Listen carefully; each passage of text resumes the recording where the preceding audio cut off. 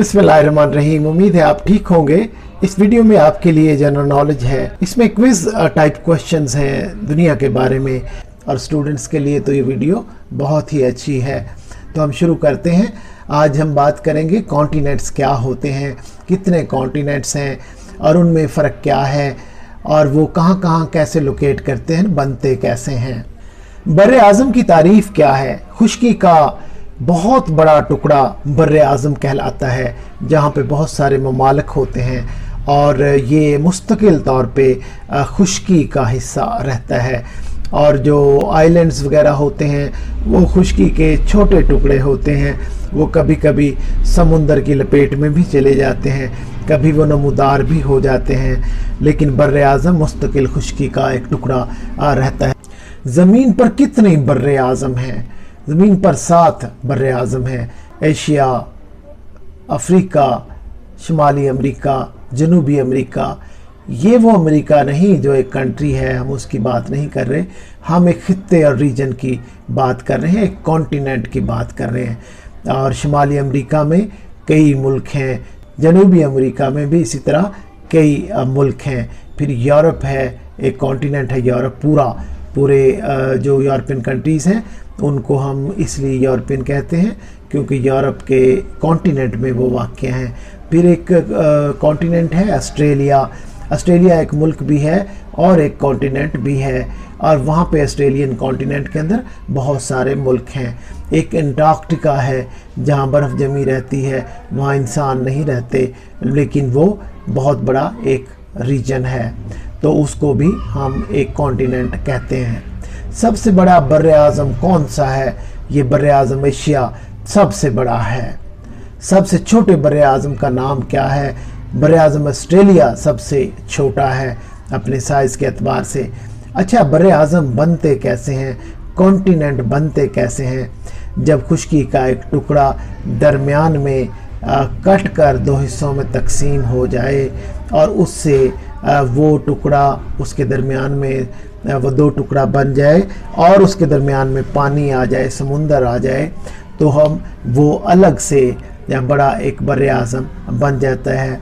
वक्त के साथ साथ सदियों पे मुहित एक मुसलसल जो खुश्की और पानी का आपस में जो एक एक्शन और रिएक्शन हो रहा होता है, उसकी पैदावार होते हैं ये बर्रे आज़म। किस तरह खुश्की के टुकड़े कभी कभी जो है सदियों पे मुहित एक ज़माने के बाद पानी में चले जाते हैं, और पानी वाले हिस्से जो है वो खुश्की बन के नमूदार हो जाते हैं। लेकिन ये इतना तवील अरसे पे मुहित होता है कि कोई इंसान जो है या चंद नस्लें भी उसको होता हुआ नहीं देख पाती। यूरो एशिया की इस्तिलाह किस बात के लिए इस्तेमाल की जाती है? यूरो एशिया हम उस वक्त इस्तेमाल करते हैं जब हम कॉन्टिनेंट यूरोप और कॉन्टिनेंट एशिया को इकट्ठा मिला के उनकी हम बात करते हैं, उसका जिक्र करते हैं, तो हम उन दोनों को मिला के यूरो एशिया कह देते हैं। एशिया कोचिक जो है, एशिया माइनर क्या है? एशिया और यूरोप का दरमियान वाला एक हिस्सा है जिससे ये दोनों बर्रे आज़म जुड़े हुए हैं। एशिया और यूरोप जो है जहाँ पे लिंक होते हैं, जहाँ पे वो जुड़े हुए हैं, वो एक इलाका है, उसको एशिया कोचिक कहते हैं इंग्लिश में।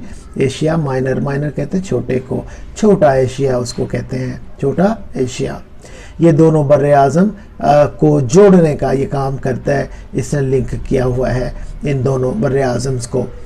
सबसे कम आबादी वाला जो बर्रे आज़म है वो कौन सा है? वो ऑस्ट्रेलिया है। जैसे हमने पहले कहा सबसे छोटा वो है, सबसे कम आबादी भी उधर ही है ऑस्ट्रेलिया में। बर्रे आज़म Australia, not the country Australia. सबसे ज़्यादा आबादी किस बर्रे आज़म की है? वो एशिया की है।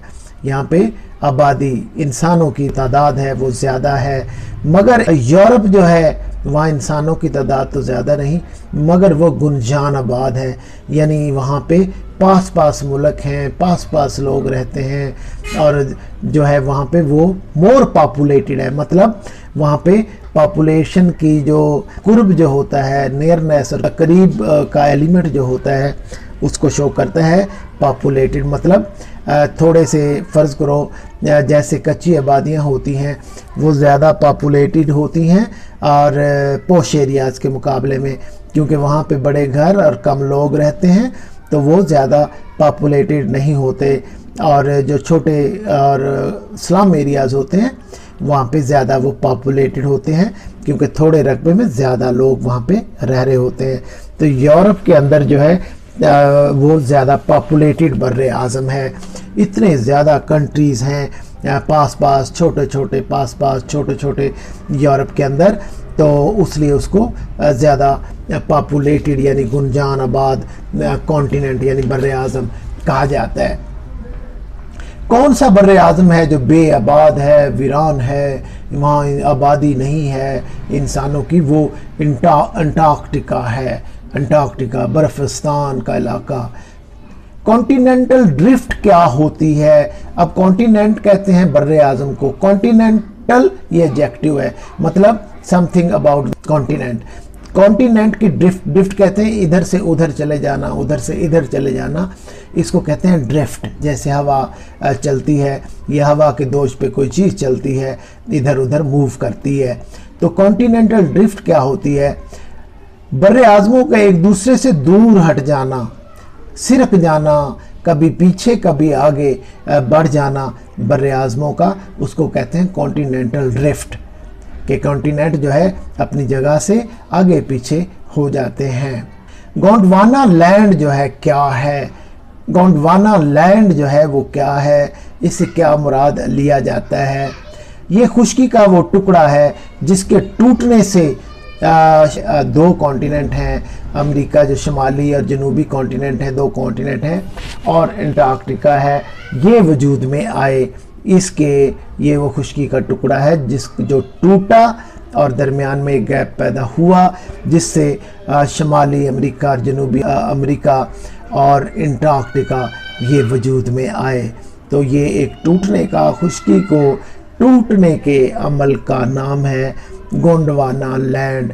बर्रे आज़म के 3 हिस्से साख्त के एतबार से कौन कौन से हैं? एक तो किसी भी कॉन्टिनेंट के अंदर एक कॉन्टिनेंटल उसकी स्लोप होती है, जैसे पहाड़ की स्लोप होती है, इसी तरह ज़मीन जो है उसके कुछ नीचे वाले हिस्से, कुछ बलाई और कुछ ज़ेरी हिस्से होते हैं। जैसे किसी भी आप कंट्री को देखें तो उस कंट्री के भी कुछ ऊपर वाले पार्ट्स होते हैं, कुछ नीचे वाले पार्ट्स होते हैं, यानी सतह समुद्र के हिसाब से उनकी ऊंचाई और निचाई जो है उसकी जो स्लोप है उसको कॉन्टिनेंटल स्लोप कहते हैं। कॉन्टिनेंटल एक शेल्फ होती है जहाँ पे शेल्फ किसी लेवल जगह को कहते हैं, ऊंची पॉइंट पे लेवल जगह शेल्फ कहते हैं उसको। और कॉन्टिनेंटल राइज होता है जहाँ पे वो ऊपर को उठा हुआ होता है, उसका राइजिंग पार्ट होता है। ज़मीन की सतह का मजमूई तौर पर बर्रे आज़मों ने यानी सब बर्रे आज़मों ने कितना हिस्सा घेर रखा है? 14 करोड़ 80 लाख मुरब्बा किलोमीटर। मैं रिपीट करता हूँ, 14 करोड़ 80 लाख मुरब्बा किलोमीटर रकबा ज़मीन का इन बर्रे आज़मों ने घेर रखा है। मतलब ये वो खुश्की का हिस्सा है ज़मीन का जिस पे ये बर्रे आज़म कायम है, खड़े हुए हैं। सबसे आलूदा, पोल्यूटेड, गंदा बर्रे आज़म कौन सा है? वो एशिया है। कॉन्टिनेंट एशिया सबसे ज़्यादा आलूदा है, आलूदगी यहाँ सबसे ज़्यादा है। हवा में डस्ट मिलेगा, धुआं मिलेगा, ये बर्रे आज़म एशिया की पहचान है। बर्रे आज़मों को किन 2 निस्फ कुर्रों हेमिस्फेयर्स में तकसीम किया जाता है? वो शुमाली और जनूबी हैं। बर्रे आज़मों का ज़्यादा रकबा किस कुर्रे में है? वो ज़्यादातर शुमाली निस्फ कुर्रे में है। बर्रे आज़मों का ज़्यादा रकबा शुमाली निस्फ कुर्रा है, उसके अंदर है। तारीख जो बर्रे आज़म है वो कौन सा है? यानी डार्क तारीख, वो अफ्रीका का बर्रे आज़म है। बर्रे आज़म अफ्रीका है वो जो सबसे ज़्यादा डार्क तारीख कहा जाता है। कौन से 2 छोटे छोटे बर्रे आज़म इलाके हैं जिनको छोटे बर्रे आज़म कहा जाता है, स्मॉल सब कॉन्टिनेंट कहा जाता है?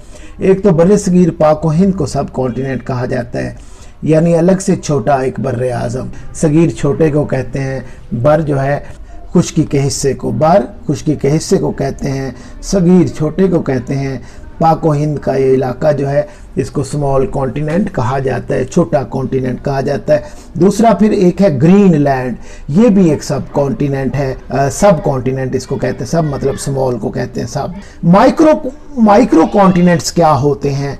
खुश्की के ऐसे टुकड़े जो छोटे होने के बावजूद अपनी साख्त और खुसूसियात में बर्रे आज़म जैसे दिखते हैं। उम्मीद है वीडियो आपको अच्छी लगी होगी। मेरे चैनल को सब्सक्राइब कर दें, लाइक कर दें और अपने कमेंट्स भी दीजिएगा।